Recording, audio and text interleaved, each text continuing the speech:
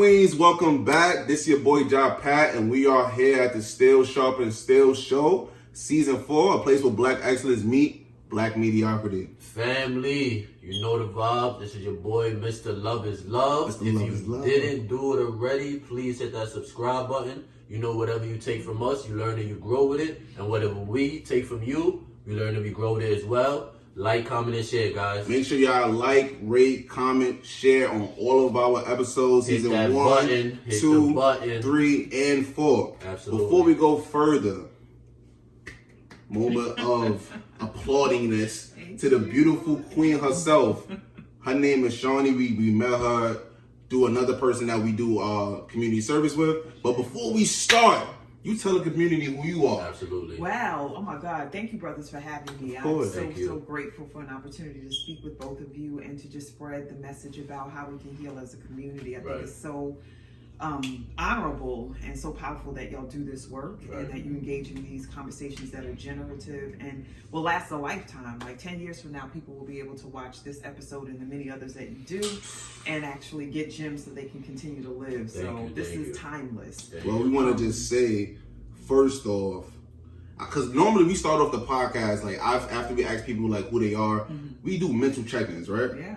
So I'm gonna ask everybody how are they mentally? Like how are you guys mentally? Where you guys at in the moment? Like what's been present to everyone here? So I can start off. Okay. I'm gonna start off where I'm at mentally, 1 to 10. I can say 8.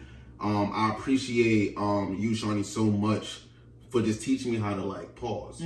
You know, recently I caught a ticket. We live in New York City. I caught a ticket on Friday. Right. I called my beloved brother. I say, "Oh, bro, I'm just so heated." But I was just telling somebody recently, it's not really more so. It's the power of the way you respond to things. You know what I'm saying? It's not how you respond to everything is how you respond to everything. So I just want to say thank you for showing me how to pause. Right. And giving the floor to y'all. Yes. Talk to me, Shawnee, how you feeling, how you mental? 10, 1 to 10. I feel like an 8 right now. Part of the reason why I'm not a 10 is because I'm tired. Like I've been working a lot in the last 2 weeks doing anti-racist work, which is heavy work. It's a heavy lift with diverse communities and so mixed groups of folks that identify as white and those who identify as people of color or black indigenous people of color. And then I also did a retreat with a team from a community-based organization. And they're just trying to figure out what they're going to do next, like strategic planning. But still, we all went through 2 years of trauma. So even though you're powerful and master at the work you do, with that and the compounded experience of COVID and all of the shifts and changes, like people can't just start planning. You got to unpack that trauma. Because, you know, I love that we're going to talk about that today and the impact. And then just going. And I'm empathic, so I absorb what I do, not just talk about it intellectually, but it's in my heart, it's in my gut, it's in my solar plexus. So I needed to release that, and I didn't do all the stuff that I needed to get those conversations up out of me. And so now I'm feeling a little bit fatigued from that. But after this, I'm going to rest myself so that I can be back on track. And that's amazing. I'm just happy for the fact that you're being the eventful and impactful woman that you are. Oh, thank you. Absolutely. You're always doing what you need to do. You're always on the go, just making it happen. And I love the fact that you always just so persistent, you know? And also, I love the fact that you're aware of your mental and physical fatigue. Because a lot of people, they could run headless. Yes. You know, and we're not in the game of doing that. We're in the game of self-care. You know, so I'm so happy that you said all of that. Yeah. You know, absolutely.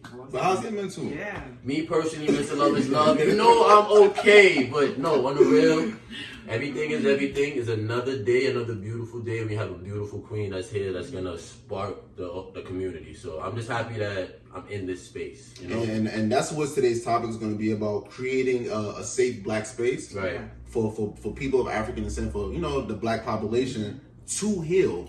I definitely want to start off with self-care. Go ahead. I feel like we kind of cut Shawnee off a little bit too early. Oh, you want to know what I do? Introduce yourself. Yeah. Please do. So, introductions are a funny thing for me because I'm like, I could tell you all this stuff, but I'd rather show you like who I am. Like when people applaud, I think I said it when we first met. I'm like, before you clap, like hear what I have to say, and then you can clap if you feel it after.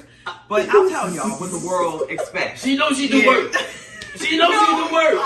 I just want y'all to have the experience first and then see whether it actually lands and it makes a difference for you. Right. If it makes sense, it makes sense. Just so somebody say, oh, she's an expert. Right.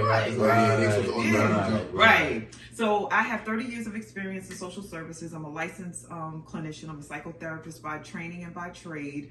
I have a business called Spirit of a Woman, which I've had for 20 years. It's 20 years old this year by July 4th, in fact. Co-created it with my former business partner on Independence Day in 2002. Wow. And it's amazing. Like sitting at a kitchen table, burning the hell up because we ain't have no air conditioning and just generating. And the company is called Spirit of a Woman, or the acronym is S.O.W. So we sow seeds into the lives of individuals, groups. I do couples work. Community work, organizational work, like I was talking about earlier, so that institutions can be anti-racist and be grounded in services that they deliver, especially to folks who look like us. Because that can go left, when people are just operating from what they read in a book as opposed to like really connecting with the community and asking for permission of the community, which people miss all the time. They're always making up what we need. Even Black folks do that. It's like, I think these young people need. I'm like, did you ask the young people? So that, I'm a mother of 3, one child who is deceased 2 years ago. She passed away. Her name was Shawnee, and we'll talk more about that because we're talking about trauma, right? Absolutely. And then I have 2 living children, my daughter Jasmine, who's 32, and my son, who's 17. He'll be 32, girl? Yeah, my daughter Shawnee would have been 33. So, had him when I was like, wee. The amount of things that they took from you is undeniable. It's undeniable. I can only imagine they appreciate you for who you are. They appreciate me, but I'm also very triggering because I'm always bringing up shit. So what can we expect? We're human. They're like, why we always got to talk about this? Right. The therapy session. Why? Practice what you preach. Right. I can only imagine that comes up a lot. I'm sure y'all do it with your parents. All the time. And it drives me crazy, but I understand. Like, I did it to mine, they doing it to me. Right. Yeah, so that's me in a nutshell. Well, we want to say we applaud you. And I definitely want to start off, because we're talking about healing, right?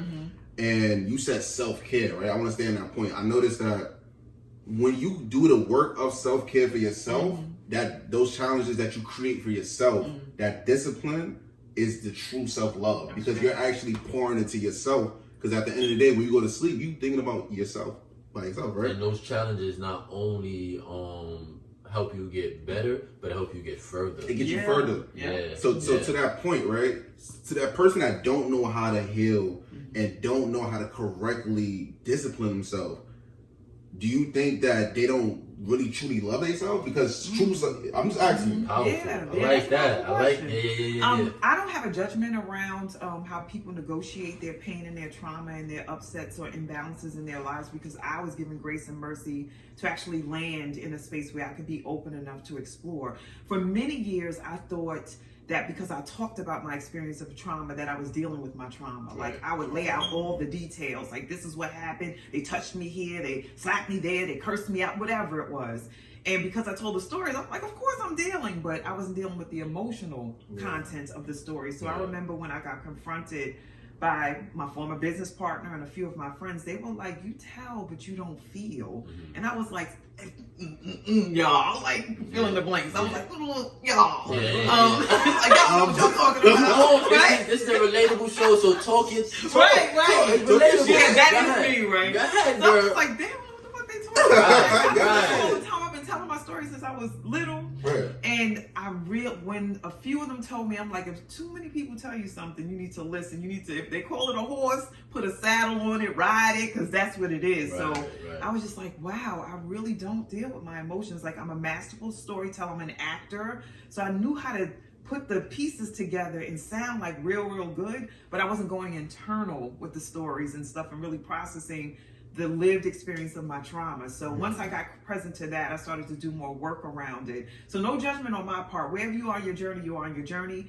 There's literally on the continuum people who have trauma experiences and they don't even ever address them, and they go to their graves like that. Respect, no judgment. And there are people who are like every day about the business of talking about it as like, what did I experience today? What do I need to release? And then everybody in between. I don't know how y'all categorize yourselves. Right. Like, where do you fall on the continuum? I feel like for me, it's rephrase it so I can All right, so there are people who go to their graves and they never address their trauma. They never talk about what has happened to them, what the experience of it is. They don't emote. And then there are people who every single day, it's like, this happened to me today. Like you said, you got the ticket. Perfect. You know, Perfect. And so they're able to process, and then there's the people in between. So with that being said, you know, I got to bring it back to season. We had it for the virtual series. So for the virtual series, for you to just, how can I say it, diagnose me over, she diagnosed me, family,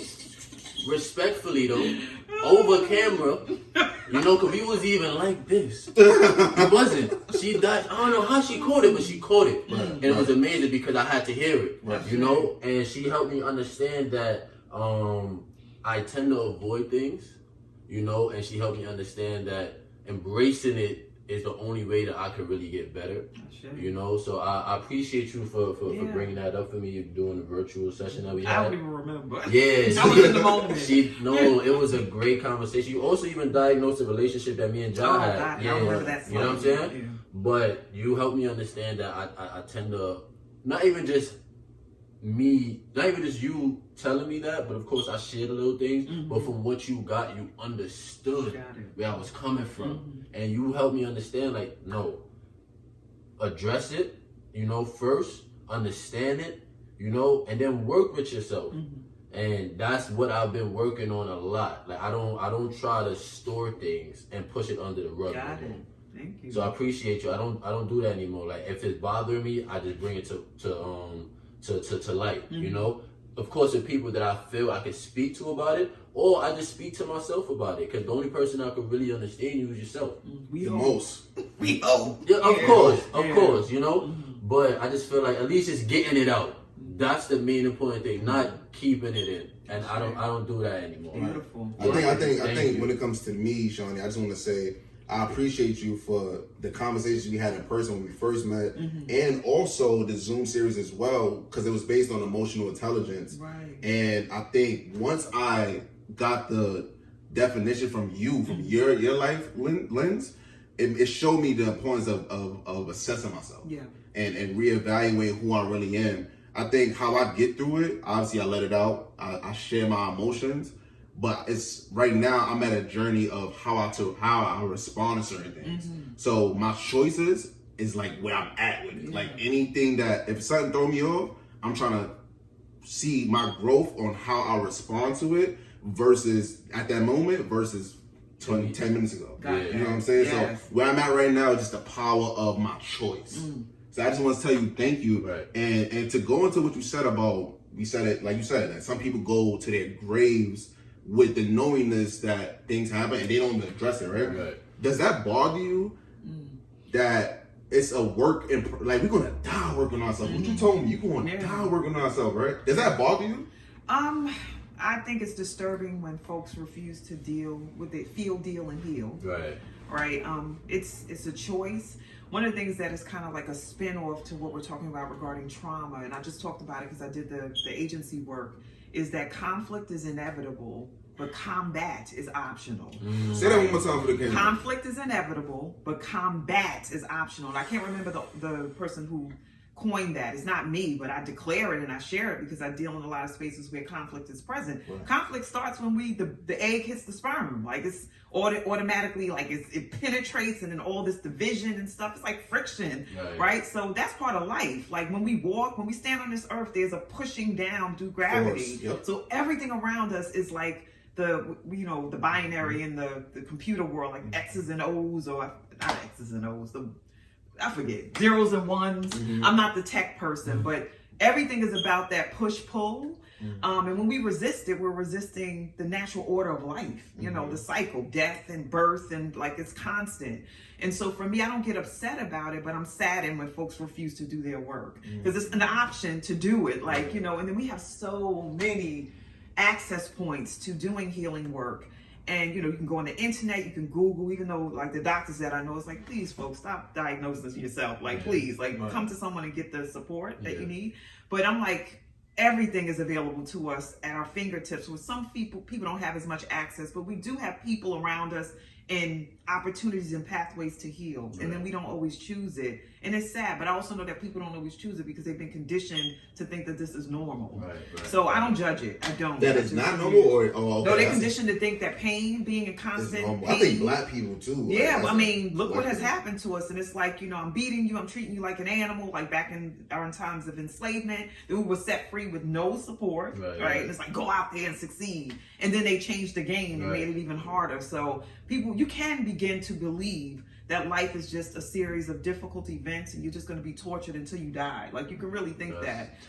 Or you can believe that the things that we experience in the forms of conflict are here to teach us about who we are on a deeper level, and that we can navigate that stuff if we use the tools that are around us to do it. And our biggest tools are each other. Oh my goodness. Go ahead, bro. I already know you got a question. Well, I was even going to tap into my questions as of yet. I wanted to piggyback on what you said as far as asking Shawnee about, I feel like the work. I think you were asking about the work, and you were just talking about like this. They said to you, you speak it, but you don't feel it. How difficult was it to get past the surface? Oh my goodness. And how important is it for people to really like pour into themselves? First of all, I think we're all born here to do a particular thing or set of things, and if we don't do the work to get to that point, then we don't live our life's vocation. And vocation is not the right word, but our life's calling, our life's destiny. And so part of my destiny is to do work with community. So if I refuse to feel, once again, feel, heal, and feel, deal, and heal, then I'm not going to be able to fully do the work with integrity. So, and I was doing well without going there fully. Like, people were coming to me, they were having breakthroughs, but I'm like, once I got clear that I was not fully diving in for myself and not giving myself access to full healing and understanding and understanding, the floodgates open for opportunities for other people to see me as a model of that and to step in and do it themselves. And it relieved me from unnecessary pain while doing the work, because I had released extra baggage I was carrying and I didn't even know I was doing it. And you've seen the progress that you were developing. You've seen the impact that you were producing to the people, and I can only imagine how it made you feel. Oh my God, miraculous, magical, blessed, like all kinds of things. And I truly believe like we're magnets for where we are. And so what made my work hard was I wasn't doing the necessary work for myself. And so I would invite people in and they would come for the work, but it would be hard to get past certain points because I wasn't doing my own work fully. So once I started to do the work, I attracted people who were willing to go deep and wide and hard for themselves. And that was a major breakthrough that I didn't even know I needed. Value is value. At the end of the day, go ahead, bro. Nah, listen, you know you my yin and my yang. I said this 3 times today because it's like we kind of cut each other off, but it was even cut each other off. We about to finish each other's sentences. The synergy. It's my brother. But it's just like value is value, and as you pour into yourself, that's when those other valuable people is going to enter your life. So it's amazing. It's like leading yourself so you can lead others. Like I tell Brian all the time, if I don't individually train and discipline and do my self-care, my work for myself, how am I going to be able to help him or help the platform or help anybody around me? So that pouring into yourself is so vital, right? But I want to go back to what you were saying about Black people. Well, what I said about Black people, right? Where more so when it comes to pain, we're so numb. You know, we look at indigenous times and times of enslavement. You know, you look at times where a lot of our elders and our ancestors weren't able to, express themselves, right? And also we go through a time now where a lot of Black people are just depressed. I got 2 questions, but I'm gonna just start you off with this. Do you think we overly diagnose the word depression? Yes, I do. Thank you for that, because that doesn't come up a lot. I think we call a lot of things depression, and some of it is our trauma response. Some of it is internalized racial oppression, like we feel so downtrodden and beat down by the experiences of being Black and brown in this country, in our communities, that we don't show up in our full vibrance and essence, and it can look like depression, but it's really like a depletion of essence and power, feeling disempowered. Right. And you know, that can borderline or take you into a depressive mode, but not everything is depression, no. But experiences of trauma can lead to depression, can lead to anxiety and different types of mood disorders, but it doesn't always happen with people. Right. You know, addiction, you know, just different things can happen with folks. So yeah, we do overly diagnose, especially when we see certain behaviors in people. We're like, oh, that person's depressed, and it may not be the case. Yeah, I think, like me and Brian, we talk about this all the time. We just overuse certain terms as a people, and we just, because that's how we are. We're over passionate as people, as Black people, right? And it's a lot of myths behind it, right? I want to ask you, when it comes to ancestral work and just people or things that come before us, sometimes memory could be the medicine, right? Yeah. Describe a time where you feel like your past helped you in the healing situation. Oh, that's a great question. Let me sit with this a little bit. My past was actually a conduit for my healing. Yes. So, oh my goodness. I think about who I was as a kid, like very steeped in nature. I love to be outside. I love running barefoot. I was also very empathic, but I didn't have that language as a kid. So dreaming, seeing things beyond like the physical space, loved my imagination and would write and kind of go away from the space. And I realized as I became an adult and was engaged in my healing process, that those gifts were the conduit for my healing. My imagination, how I write, you know, I'm an artist, I act, I sing, I compose. Like, my imagination takes me far and wide, and it's my saving grace. If it wasn't for my artistry when I was growing up, I think I might not be here sitting with y'all. That it would, whether I was performing on stages, dancing, singing, acting, emoting, pretending, going into other faraway places, like literally playing dolls when I was a kid and just acting out shit that had happened to me, like being the angry mother or, you know, the child that's playing like they're, you know, have the superpowers of the cape. That my adult life, I wouldn't be able to have the muscle to imagine myself healed, to see myself beyond this moment in time. Like, I have visions for my future, even now as a 53-year-old, like see myself with property, see myself standing and speaking to an audience of 10,000 people and talking about healing in front of them. So I'm like, my imagination. She was in front of Congress too. Congress. She was in front of Congress. Spoke at the March on Washington. I mean, my imagination didn't have me there. Like, I didn't see those things, but I saw myself with vast numbers of people and then manifested that in real time and space. So my past and that little girl who was able to do that lives in me and allows me to do that as an adult so that I can heal and transform. When I do guided meditation, I'm sitting before my altar and I'm imagining myself moving past a moment of feeling really tense and anxious. I see her and then I become her. So it's an amazing thing, like how my past has informed my present and will definitely create my future. No, I salute you. Yeah, definitely salute you, because that's gotta give you your flowers. That's powerful work.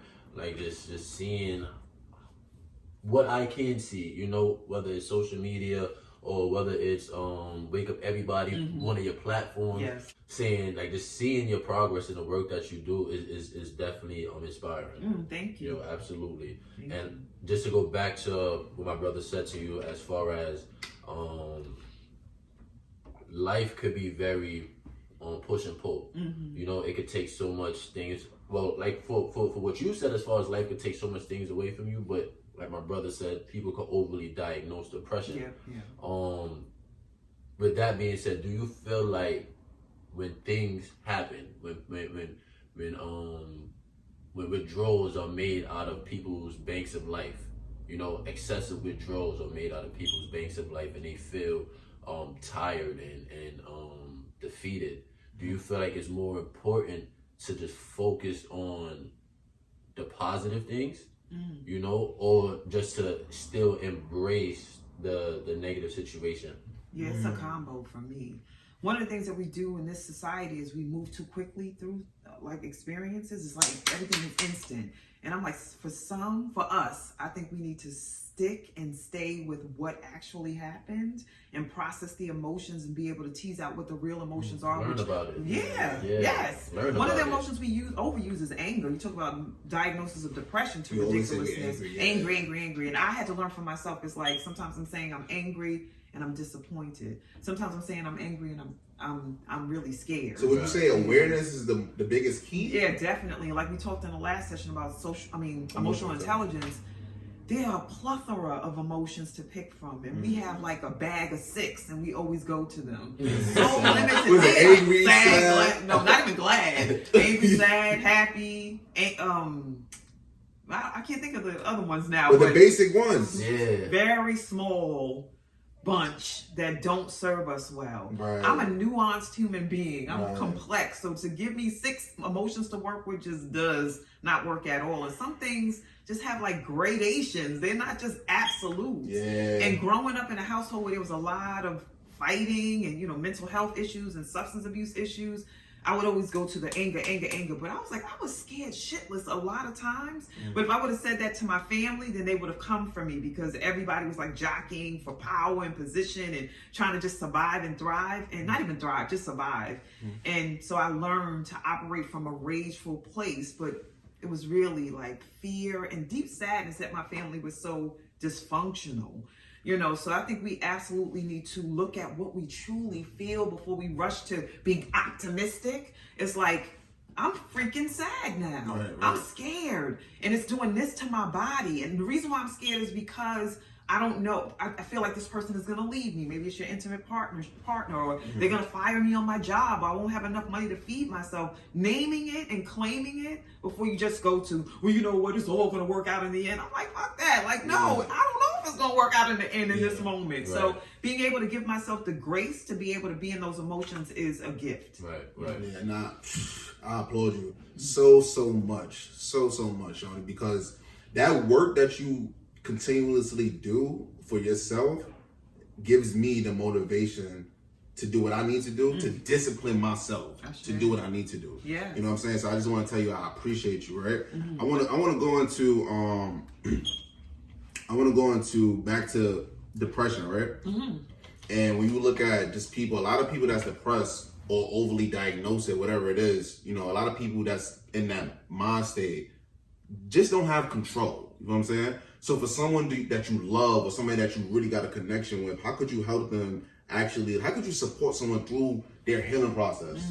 Okay. First of all, being compassionate. Right. Because one of the things that I would do, especially with family, because of the attachment, and I couldn't be as objective, is like trying to rush them through. Like I just spoke contradicting myself, about like the time it takes for people, but I would have more openness to being patient with those who I was not related to, more so than my family. I see what you're saying. And so being compassionate, being a listening ear without trying to come up with solutions all the time. Like if they ask you, can you help me get to a solution, then okay. But if they just like want to vent and you're like, well, you can do this and you can do that, it can just derail their process and have them going in a direction of what your desire is and not necessarily doing what works for them. Being a source of not power or empowerment. Not power, because I don't want you to lean into me and be looking for me to be your power. But empowerment means that, I can affirm you. I can accept you where you are. Like, even if you're in a deep depression, it's like, okay, this is where they are right now. My prayer is that they not stay here.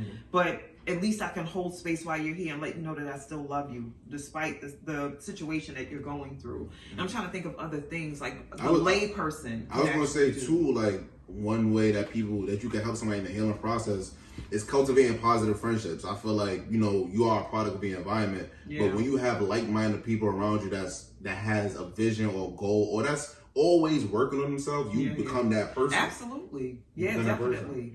And sometimes, and I was saying this about the magnet that I was when I was a healer who wasn't truly dealing with my stuff, that when you're in a dark place, you attract people who are in dark places. Yes. It's power surrounded. Like y'all talk about steel sharpens steel, but like the energy, that low vibration can actually be a magnetic force that invites other people to like come in and take you lower. Right, downgrade. So and I don't think it's intentional, like it's an unconscious thing. Right. And I've gone through phases like that in my life where I attracted people who were just as low or angry or rageful as I was, and I'm like, this ain't helping nobody. But I couldn't see it clearly when I was in it. Right. So just being mindful of that. Maybe you need to seek others outside of your realm Right. of influence It can and be tough. network. Just to, You know, to do it. absolutely. It can be tough, you know. But just to interject really quick, definitely want to say that I can relate to what you were saying as far as if somebody is asking you for solutions or not, then yeah, you by all means provide the solution. Right. But if not, just be the listening ear. I can relate because it's like not even my own development of who I'll become to be as far as just listening. Like Beloved was just telling me the other day, like it's tough listening to one of her talking to one of her friends only because there's a lot of problems and she is stuck in the middle of should I just listen or should I find some solutions? And Beloved, she's the type of person like she'll tell you things just straight up. Mm-hmm. She's very That's blunt, how I am, you know, mm-hmm. and it may not necessarily be a solution, but it's just she telling you the hard facts. Yeah, you know, and that's what I wanted to tell you just now. I could relate, you know, but as far as what I wanted to ask you with confidence now, because like depression and anger is a widely thing. A lot of people will go through that. But as far as confidence, like name a time where you wanted to like freely express yourself, you felt unsafe to. Were you able to encourage yourself to speak, or did you refrain from sharing? Oh gosh, I've always been a sharer. So since I was little, even when it came with major consequences, like growing up in a house when I was much younger, I was the youngest in the household in my grandparents' home. My mother, she had me when she was very young. She was 15, so my grandparents raised me, and then she left the house and left me there. So I was the youngest, but operated like the oldest. So my not energy, to cut you off, you stepped into your shoes a little quickly. Yeah, old soul from when I was little, and smart, and well, and not saying that to brag, but like the world related to me as a smart kid, you know, and I would be academically excelling and stuff like that, but that's not enough. You could be smart as hell and have no common sense, no emotional intelligence, no spiritual intelligence. So being smart is not enough. But at that time, I was smart and also spiritually gifted, but didn't know what that was. Right. You know, so I'm speaking in the household and getting backlash, like sometimes literally being physically attacked for the things that I would say to those in the household, from adults to the young people that were a little older than me, because my uncles and aunts were like 2 and 4 and 10 years older than me. They weren't like my siblings. But, you know, so I've been in a space where it's just like, yo, if you say this, it's going to come with some backlash. Literally might get punched in the face for saying this. And I would be compelled to do it most of the time. But in that household, I started to squelch my voice. Digress a little bit. Yeah. I want to stay on that about, you know, the space of like being a shoulder and having a perspective. Because sometimes when people have perspective, and like you said with Beloved or just anybody, they can have a view or a lens on it, and once they give it, it can become worse than what it already was. But being a shoulder is so important too. Like how do you continue to have that listening ear for people? Yeah, I use my spiritual gift of discernment, right? And then I also use my voice. I'm like, Brian, Jaquan, is it okay for me to share my thoughts about this? And if you say no, you say no.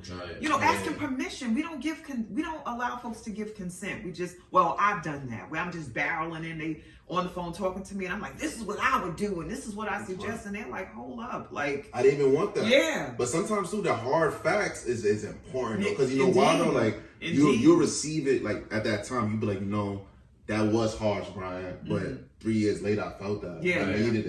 Right. And that's the thing too, being patient enough to say that in this moment, what I shared with them may sound like it might come through. It might not be able to penetrate the filter that they're operating from or listening from. But I've literally had people come back 5 years later and say, oh my God, now I understand what you were saying. But in the time, I was like, would you just wake up? And it's hard to wait 5 years for somebody to get something and stay quiet and just be patient and accept that that's where they are. And there are times where, and I'm not dead yet, so maybe they'll come, but it's been 10, 20 years and the person has not come back, like accepting it. Yo, you gave the message and they ain't open, but at least you did your part and that's that.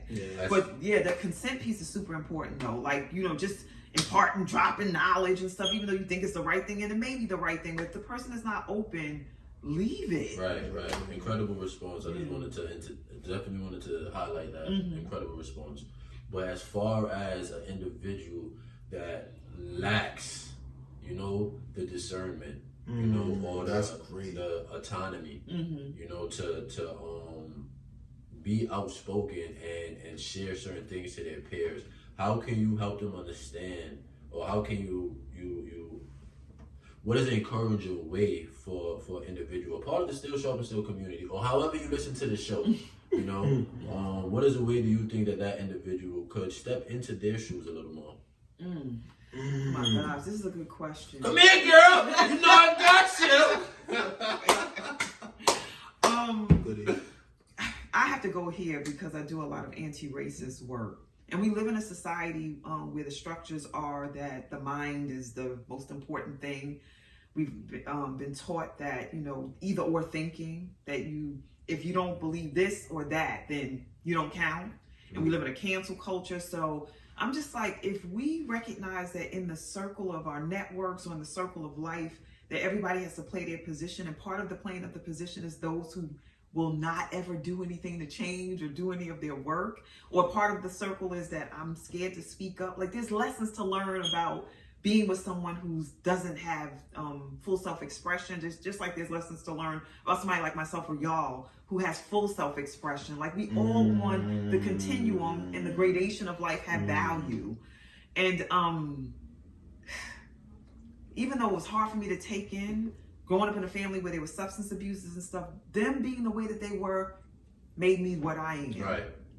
And so even though at times I'm like, yo, I can't take, why don't you speak up? Why don't you do the work? Like, I really go there sometimes. Right.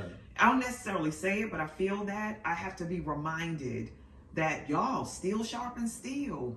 And some of the steel is rusty and jacked up. But there's something to be learned. I'm going to grow from all of it and being around all kinds of people. It's collective growth. It's collective growth. The lesson out of it, really and truly, before I give the floor to my big brother, is to not avoid it, you know, and to accept it. Yeah, because it's something to be learned. Yeah, it's something to be learned. From all of it. I think, it's like you said, like that's what I'm saying where I'm at with it, about choices, about how you respond to certain things, because you could get in that mental, in that notion of like, you know, wake up, like, you know, right. But sometimes some people are not where you at, you know. So it's like we are learning the lesson to deal with them, and it's about just pocketing that and proceeding and moving forward. Yeah, because a lot of people don't even know how to do that. But before we even continue, right? It's about that time. Listen, it's about that time. Shawnee, you could have been anywhere else. Highly appreciate you for making it. Thank you. I get a t-shirt. You get a t-shirt. I'm taking this on my trip. I have a trip coming up, so I'm gonna wear this and wear it with pride. We're going international. But listen, we're international. Look, we're gonna go into. I think it's. We're gonna go into another question, right? Okay. I wanna ask. You know, because you wear a lot of hats. You're a healer. You're a CEO. You're an author. You're an actor. You're an advocate for Black progress. How you balance all that? That's a good question. Just for the audience, there are days when I do it well, right, and there are days when multiple days, sometimes it's weeks, and I flop. I'm flopping. I'm just like going. But then because of how I'm wired, my body starts to communicate, and I listen. I'll get aches and pains in my back. My hip will start hurting, and I'm like, "Oh, you're 53." It's like, no. Your body's trying to communicate to you that you're doing too much. Right. And because I'm, you know, connected with the ancestors, they give me so indicators. Many signs. Oh my God. So many signs. I'll be tripping and falling. I'm like, why do I keep tripping? I'm saying shit. Like, they're like, we gonna keep trying to show you until that you need listen. To slow down. Yes. And that's why you told me, like, when I first met you, just sometimes you gotta just breathe. The power of breathing, we don't realize it because we do it as we live. Right, automatically. When you pause and take a breather, it helps so much to just slowing down. Right. So thank you for always telling me that. Yes, indeed. And in one of those seasons where there's a lot going on, right? You know, and my body just starts to demonstrate that it's time for me to be easy, to sleep, to eat better. Because you know, sometimes I'm eating on the go. Right. Because my body starts to get toxified when I'm eating like dairy stuff, sugar. That's my addiction. Yeah. You know, I immediately get the response, and then it's like, okay, you gotta recalibrate. So getting massages, doing breathwork meditation, talking to people like y'all. Absolutely. Laughter. Oh my God, I love that. Yo. And I love dark humor too, so I'll just be cracking up over the craziest stuff. But it's such a reliever. It could get real deep. Yeah. Whatever works for you, works for you. Yeah. Right. Right. You know, so I do the stuff like, and I'm also very kinesthetic. So movement, sweating, heat in my body and sweating helps me to release toxins and be able to recalibrate and energize myself to go another day or weeks or whatever. So that's important. So I work out like 3 to 4 times a week. I love it. Like going hard, like doing HIIT and weight training and stuff like that. Plus, I'm aging, so I have to make sure I take care of my body. Exactly. I love the fact that you highlighted the way you build your momentum, because energy is definitely movement is definitely how can I say it? Enhancer, for energy. Yes. Right. It's an absolute enhancer for energy. So I love the fact that you highlighted that, and I also love the fact that you keep in mind your age. The fact that you gotta look good, because you look good. You look good. I take it. Let's jump right into the Still Sharp and Still Love. Let's talk about it. So Still Sharp and Still, we got a game. It's called Let's Rap. We get 5 Let's words. Let's do it. So we got really 5 quick. words. Oh my God. Shawnee, I would love for you to, Let the let the community community know what the words are. They beat us, y'all. Nah, that's fine, because we got this. I bet. So we got 5 words for the community, obviously. We're gonna play a beat, Still Sharp and Still, season 4, let's rap. Let's get right into it. Shawnee, let them know what the words are. Okay, so I have process, I have present, Right. I have heal, I have path, and I have love. Try your best, girl. Let the beat drop. You can do spoken word. Okay. Come on. Let the beat drop. So my anniversary has come for me to heal and be present to the one and only Jah, Allah, God, Goddess, because I am the prince and princess, all of the feminine, the masculine, and everything I need to heal, to feel, to deal, to love, because I'm on a pathway to rise above. All of it, I say, is a process for me every day, and I invite you in so that we can do this work, because we are here to, Let's do it.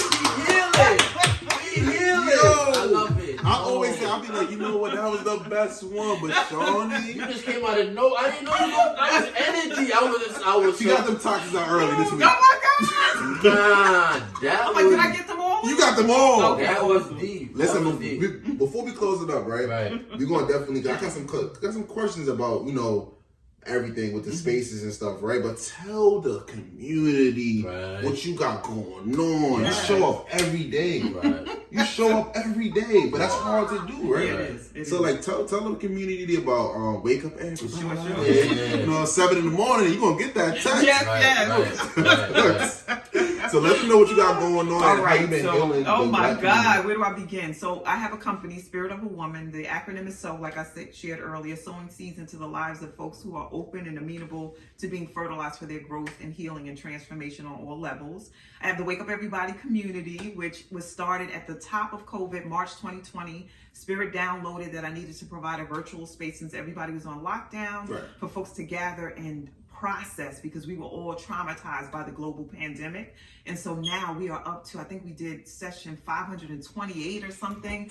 And I was told that I only had to do it for 30 days, but Spirit knows how to work with me. It tricked me into doing it for 30, which turned into 60, which turned into 90, and then, like I said the other day, 500 some odd sessions and episodes, and we're about to have our 2nd anniversary of Wake Up Everybody, and our acronym is WOO. So Woo Child, Woo Tribe, Woo Woo, like Woo. Yes, Woo Nation. Y'all know the So, youth. yeah. Y'all know about that word. So W-U-E though. Yes, right. Not the woo that you're thinking about, Yeah, but the W-U-E, the Wake Up Everybody. Yeah, thank you for that. Absolutely. Because people were like, oh, she down with that? Yeah. Oh. So yeah, Wake Up Everybody is one of the offerings. I have a program for women, adult women, called Be the Tree Rites of Passage Collective. Right. And it takes women through a 4-month process where they will engage in mind, body, spirit transformation and access their power so they can live their purpose in real time and space with intention and integrity. So I love that. We just started our new cycle on at the end of February, and it ends in June. So check that out. Look for me on IG, Instagram, at Shawnee the Healer. One more time. At Shawnee the Healer. And Facebook too. Yes, Facebook very much. I'm like learning IG, but Facebook is my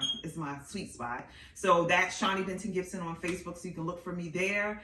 And my website is look up Spirit of a Woman, Leadership Development Institute. If you Google, it will come up. Shawnee will come up with a lot of hits. And I'll say this last piece. I'm a reproductive activist and advocate. My daughter passed away in 2019 due to a birth-related pulmonary embolism, but I was already in reproductive justice work for years. And we have a documentary called Aftershock, and it was picked up by Disney, Onyx, and Hulu. So you'll be seeing it this year on those platforms, and looking forward to being with all of you and growing with all of you. Black victory. Yes. Black victory. Indeed. That's what that is. Indeed. Go ahead, Brian. Now, before I pass the floor back to my big brother, and before we wrap it up, I just wanted to ask you, applaud all the work that you are doing. Because she's whole. Your flowers. She's whole. Yeah, she's. Thank you. So I definitely gotta give you your flowers, Queen. But I just wanted to ask you before. I just wanted to pick your brain on this last question that I have. I remember you were saying sometimes people just want to vent, and sometimes they don't want to hear the solutions. But when you're in an emotional, damaging situation, is it important to focus on solutions? I think so. I wanted to say this earlier, and I might have said it in the last gathering that we had at the podcast, that there are different types of trauma. There's 3 types that I shared. Right. Chronic. Look at you. Chronic, acute, and complex. See, I think trauma is trauma, but it's actually... No, there's types, definitely. And then there's PTSD, and then I don't know if y'all know Joy DeGruy, but she talks about post-traumatic slavery disorder or syndrome that Black folks experience. So I think that we would benefit from being optimistic as a people, that we can have hope to come out of what we've experienced. And if we weren't resilient as fuck, you and I, we wouldn't all be sitting here. So your people overcame some stuff. Like, people survived, because if they didn't, we wouldn't be here, right? So I look forward to just keeping that hope energized and activated, so that we can keep doing the work and use your tools. And remember, I said earlier, our tools are each other, but healthy versions of ourselves, not the low vibrational, egoic, and trauma-oriented versions of ourselves. So I encourage everybody to tap into that. Get resourceful, people. Get resourceful. They're all around. If you don't have equipment to exercise, you can just use your body weight. Just lift yourself up. Do some push-ups, run around the block. Get that sweat out. Toxins. Yep. And YouTube has plenty of exercises. I did one today. Listen, that's good. I want to wrap up with this question. Just in terms of like the healing conversation we was having. How do you make peace with someone or something that for a person or something that you can't forgive? Oh my goodness. Beautiful. Saying we can't forgive is actually not true. We choose not to forgive. Right. But something can be so traumatic that you don't want to engage the person anymore. Right. But you do have to do work so that the trauma of it and the pain of it is not living in your body. Like, I know for myself, when I hold on to unforgiveness, my stomach, that's where I hold most of my stuff. Some people it's their heart, some people it's their head, like have chronic headaches. With women, we end up with fibroids or periods that are like painful and bleeding. Like, y'all have women in your lives, powerful women. If you talk to them, they probably already have talked to you about it. That these things happen with us and we get really sick and experience dis-ease. So forgiveness, this is cliche, but it's so true, is for you. The other person, you can be like, oh, I forgive you. But if you don't do that for yourself, like really let it go, it'll just build up in your body and it'll end up making you really we just talked about the LIG, baby. Let it go. It's hard. It can be hard though, because some people have done some ill shit to me. And you be like, I can't fuck with that person. Right. But I still hurt people. They were sick. And so that happened. I have to let it go because it's toxifying my space and they doing what they want to do and I'm over here going crazy. So definitely. Let's end it on this. You spoke about superpowers. All 3 of us got different superpowers, right?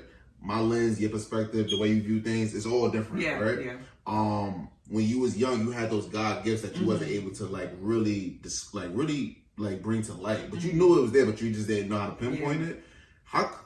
If you was able to talk to your 18-year-old self, or if you was able to talk to your younger self, how would you express the importance of discovering that superpower? Oh my God. I would tell her, keep using her words, because her words are the conduit for everything.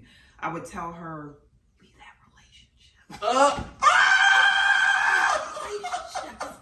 But anyway, but once again, everything has led to me being here, so maybe I shouldn't tell her that. Right. I would tell her to, oh my God, love your body. Your body is powerful. Right. Love your body, because I had all these hang-ups about what I looked like, and I had no idea who I was. Like physically who I was. I was looking through a filter of ugly, horrible person, damaged goods, and that's not true. Absolutely not. And because you operate like that, you're gonna end up in relationships with people who are toxic for you because you believe that toxic shit about yourself. And what's the last thing? Have fun. You're too fucking serious. No, Shawnee is crazy. I love her. Listen, one more time before we get out of there, tell the Still Sharpn Still community where to find you at. You got a lot of things going for 2022 in eternal space. Yes. Because what we doing it for? We doing it for legacy, right? Right. So tell them what you got going on now. All right. So once again, look out for the documentary. Find me on IG and just support me there, because I want to make sure as many people see and hear these messages as possible. And trying to think where else. Google me, baby, as they say. Google me, baby. Google me, baby. And you'll find me. And then y'all will drop my contact information. Of course. Absolutely. Google Shawnee, season 4. We love the community. Still Sharpn Still. We out here, baby.